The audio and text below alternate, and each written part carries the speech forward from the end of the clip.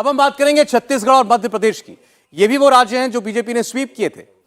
11 सीटों वाला छत्तीसगढ़ क्या कह रहा है, आज छत्तीसगढ़ का मूड क्या है लोकसभा को लेकर के आपको दिखाते हैं। पिछली बार इनमें से 10 सीटें बीजेपी के पास थी, 1 सीट कांग्रेस पार्टी के पास थी। तो छत्तीसगढ़ की 11 सीटों में पहले वोट शेयर देखिए, 46% वोट बीजेपी को मिल सकता है, 43% वोट कांग्रेस पार्टी को। गैप बहुत ज्यादा नहीं है, 46% बीजेपी, 43% कांग्रेस पार्टी, 11% वोट अन्य को मिल सकता है।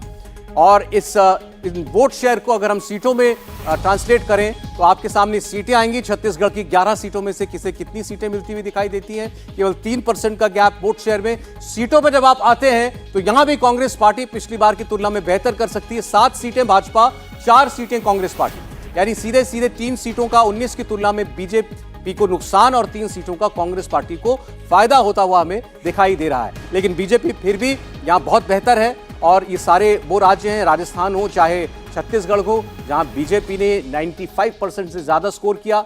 और आप देख रहे हैं 7 सीटें बीजेपी अब भी यहां जीत सकती है। कांग्रेस पार्टी 4 सीटें जीतती हुई हमें दिखाई दे रही है। लेकिन राजस्थान की तरह कुछ भरपाई ऐसा लगता है कि पिछले नतीजों की तुलना में कांग्रेस पार्टी ने की है। चंद एक सीटें कांग्रेस पार्टी बीजेपी से छीनती हुई दिखाई दे रही है। जो राजस्थान में अगर 4 हैं तो कांग्रेस, तो यहां छत्तीसगढ़ में भी 4 सीटें कांग्रेस पार्टी जीतती हुई हमें दिखाई देती है। तो गैप कम हो रहा है छत्तीसगढ़ में भी। बीजेपी और कांग्रेस के बीच में लगातार हमारी चर्चा चल रही थी कि ये जितनी सीटें कम हो रही हैं भाजपा की, क्या इसकी भरपाई भी किसी और जगह से होगी। 4 सीटें राजस्थान से और 3 सीटें यहां 19 के कंपैरिजन में देखें तो छत्तीसगढ़ में कम होती हुई दिखाई दे रही हैं। प्रदीप जी, ये 100% स्ट्राइक रेट वाले राज्य थे, यहां बीजेपी लग रहा है कि कुछ ग्राउंड दे रही है कांग्रेस पार्टी। नहीं, अगर छत्तीसगढ़ को देखें आप तो पिछली बार भी बीजेपी के लिए मुश्किल थी, संकट था। इसीलिए बीजेपी ने, संकट इसलिए था कि जो उसके सांसद थे उनकी एंटी इनकम्बेंसी बहुत ज़्यादा थी। तो बीजेपी ने अपने सारे सांसदों के टिकट काट दिए थे। तो उसके बाद जो है 11 में 10 सीटें जीती थी। इस बार क्या होगा, अब ये जो गैप कम हुआ है, ये एंटी इनकम्बेंसी सांसदों की है या राष्ट्रीय पार्टी से नाराज़गी है, इसका पता जब तक नहीं लगता तब तक अगर सांसदों से है तो टिकट काट कर उसकी भरपाई हो सकती है, अगर राष्ट्रीय पार्टी से है तो उसकी भरपाई बड़ी मुश्किल है। हालांकि समय है अभी 7-8 महीने का, लेकिन निश्चित रूप से बीजेपी के लिए वो स्थिति नहीं है जो 2019 में थी। बीजेपी को आप बढ़त दिखा रहे हैं लेकिन 2019 से कम। भावेश, देखिए, यहाँ पे 3 फैक्टर है जो बीजेपी के लिए नुकसानदायक है। जो पिछली बार 9 सीटें बीजेपी जीती थी। एक फैक्टर जो है बीजेपी के लिए, वहाँ पे लोकल लीडरशिप का थोड़ा सा क्राइसिस हो गया। पिछली बार 2019 में आप देखेंगे तो उसके आसपास रमन सिंह एक एक्सेप्टेबल फेस हुआ करते थे। फिलहाल आज की डेट में वो स्थिति नहीं है। बीजेपी का सेंट्रल लीडरशिप खुद ही कंफ्यूज शायद लग रही है कि उनको किसको आगे बढ़ाना चाहिए। तो एक फैक्टर वो है। दूसरा फैक्टर ये कि जो स्टेट गवर्नमेंट है कांग्रेस की, फिलहाल वो ठीक ठाक काम कर रही है, तो उसका एक एज उसको लोकसभा इलेक्शन में भी मिल सकता है। तीसरी फैक्टर ये है कि जो 9 इनके पास जो सांसद है उसका एंटी इनकम्बेंसी है और काफ़ी एंटी इनकम्बेंसी है।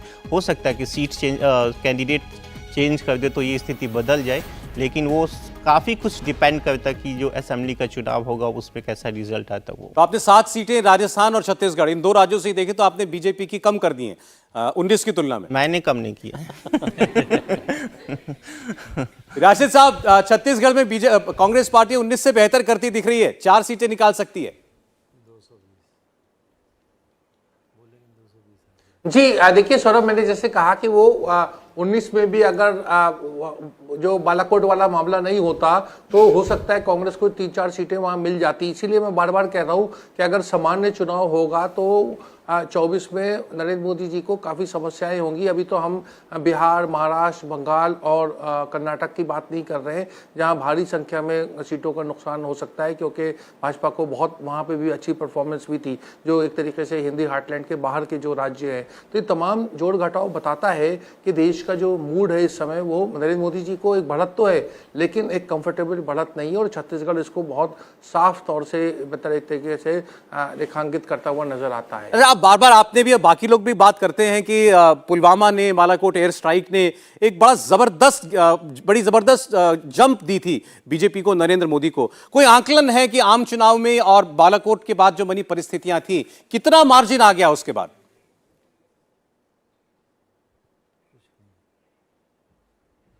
सौरभ देखिए, उसका कहना बड़ा मुश्किल है, शायद भावेश उसका जवाब दे सके। मुझे लगता है 40-50 सीटों का फर्क पड़ा था। अच्छा, मानते हैं भावेश आप? मुझे लगता देखिए, है मैं बताता हूँ, जो कोई भी फर्क चुनाव- पड़ा था, प्रदीप जी। वो वोट शेयर का, जो सीट शायद 50,000 से जीतते वो 3 लाख से जीत गए, तो उसका फर्क निश्चित रूप से पड़ा था कि टोटल वोट परसेंटेज उससे शायद कम होता।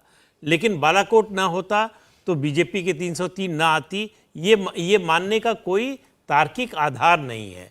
ये केवल एक ओपिनियन हो सकती है कि ऐसा होता तो ऐसा होता, और ये क्यों मानकर चल रहे हैं राशिद साहब कि इस बार कोई बालाकोट नहीं होगा?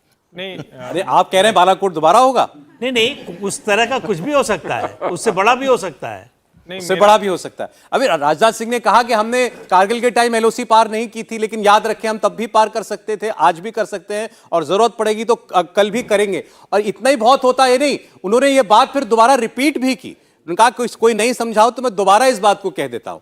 तो ये बड़ी चर्चा है देश के अंदर कि क्या 2024 के चुनाव से पहले कोई ऐसी परिस्थिति बन सकती है कि एक बार फिर हम कोई तनाव होता सीमा पर देखें। हर्षवर्धन जी, नहीं, एक तो ये कहना है कि बालाकोट ने एज दे दिया था। नहीं, मैं इसको बिल्कुल नहीं मानता हूं। और ये कहते हुए उस साजिशी सिद्धांत के साथ हम लोग जाते हैं कि पुलवामा कोई ऐसी साजिश थी जो चुनाव के लिए हुई। मुझे लगता है एक पत्रकार के तौर पर, एक भारतीय नागरिक के तौर पर इसको स्वीकार करना मेरे जैसे व्यक्ति के लिए तो बहुत मुश्किल है कि देश की सेना और उसका, जिसको हम कहें कि कोई उसका सैक्रिफाइस करेगा, ये मैं बिल्कुल नहीं मानता हूं। ये बहुत ही खराब कॉन्स्पिरेसी थ्योरी। जहां तक रही कि भारत क्या पाकिस्तान या पीओके या कहीं कोई आतंकवादी ठिकाना है उस पर हमला कर सकता है, अब ये एक्चुअली मैं भी इस पे पाकिस्तान को कैविएट भी दे दूं क्योंकि अभी ये चर्चा इंडिया टीवी हर वक्त हर जगह डाउनलोड करने के लिए सर्च करें India TV news Google play store या ऐप स्टोर पर।